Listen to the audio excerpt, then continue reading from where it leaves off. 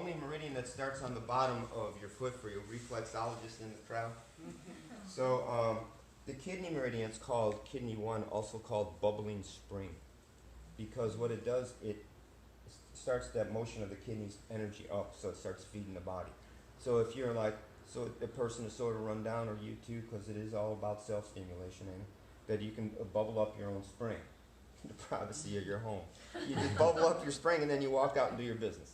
You know what I'm saying? So here's kidney 1. So feel it on yourself. It's basically, if you see the arch of the foot, it's right up in the top of the arch, pretty much in line with the third toe. So in the center? Yes, in the center, the top of the arch, and you want to press up towards the bone. And another thing is you can hook your thumb and just go up underneath like this and get it. Right? Everyone finding that all right? Yes or no? Yes. You're a silent group I after need lunch. to bubble my spring. We all do. Is it right behind the ball of the foot? So if you see the arch of the foot, you just press up right to into the top of it. Okay, so is it like more center arch or right behind the ball of the foot? Right there. It's right behind the wall of that. Yeah. Well, why don't you stimulate on it so she feels it, so she knows where it is. You feel? But, I mean, you're right, this is the Bubble my kitchen spring. and he's talking about like. That sounds so personal. personal. Okay, so so here's the source point for kidney meridian. And remember, any displacement this way is stretching kidney meridian, right? Yes? Because you're stretching out. So because it starts here, comes up onto the torso, this stretch out. So it's nice. So a source point, look at your foot, look at your ankle. This is the medial malleolus, correct? Okay. If you were looking down onto the malleolus, it would look sort of like a mountain. And you want to be right on the peak of the mountain, right on the top portion. Okay? And then because you're so high up, there's some snow on that mountain, so you're going to slide down that mountain towards the Achilles tendon.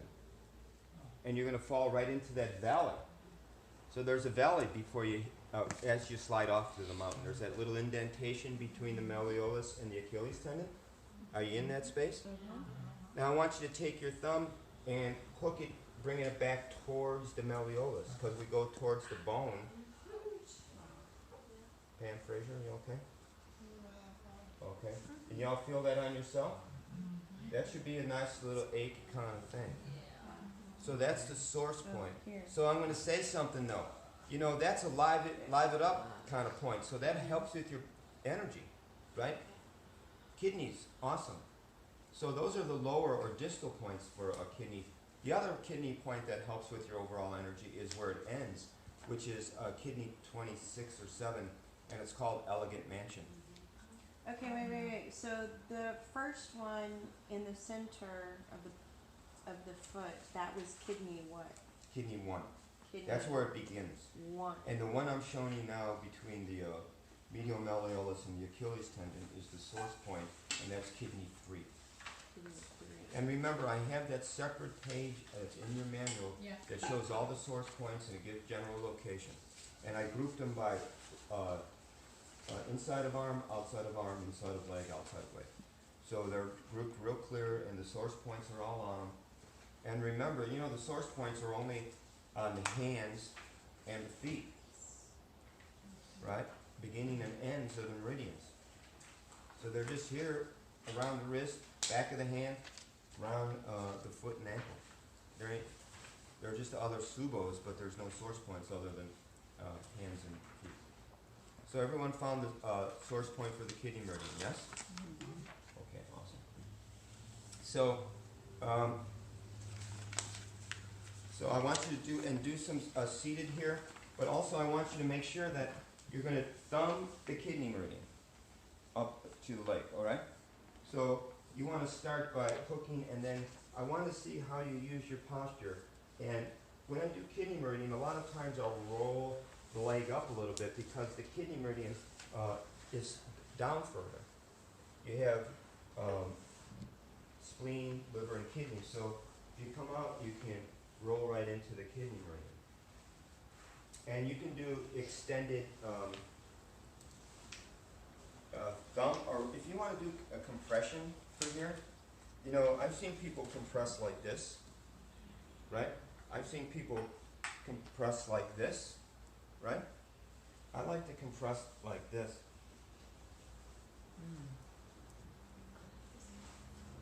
Because it's easier for me, and I can hold it a little longer. Pam Kitchen Frazier, you okay? It's okay. I can ease up, you know. Want me to ease up? Oh, I thought I felt a little internal tension there in your kitchen, as it were. Is that better? Yes. Yes or no, Dave? Yes. It's pretty hot there. So that's easy. So I want you to find the meridian, trace the meridian, do the source point, and then do some technique on working the meridian. Okay? I'll go around, help you. So, and now the bladder's a whole nother story.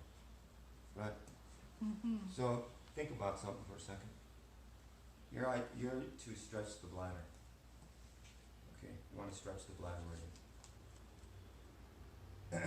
What would you do? Plow. Plow is good, yes. Plow? Okay, so I'll suggest something because, right? But I'm going to say something. The majority of people are more familiar with folding forward and bringing their legs over their head. Right?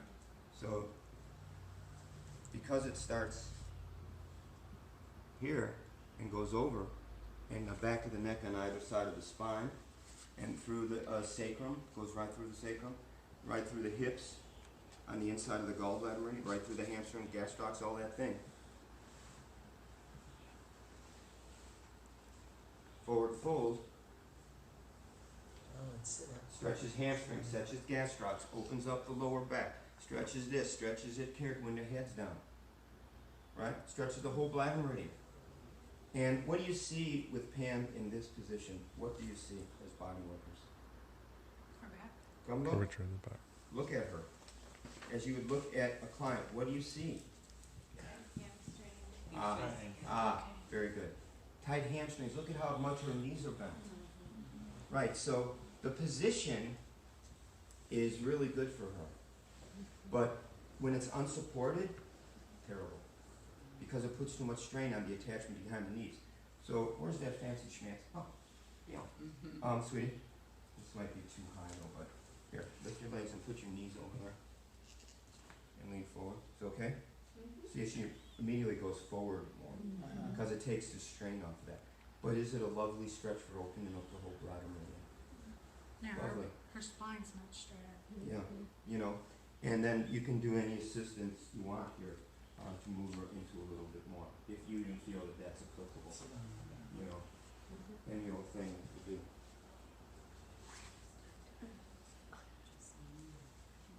That's all.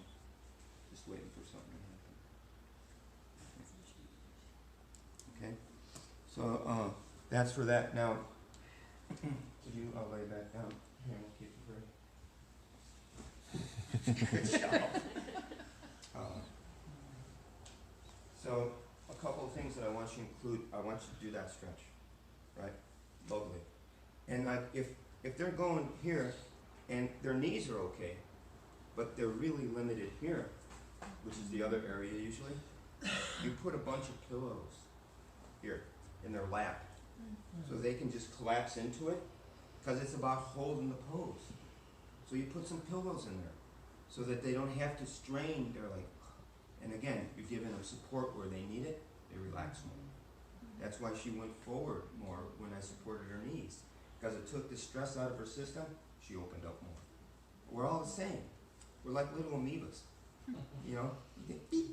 You know?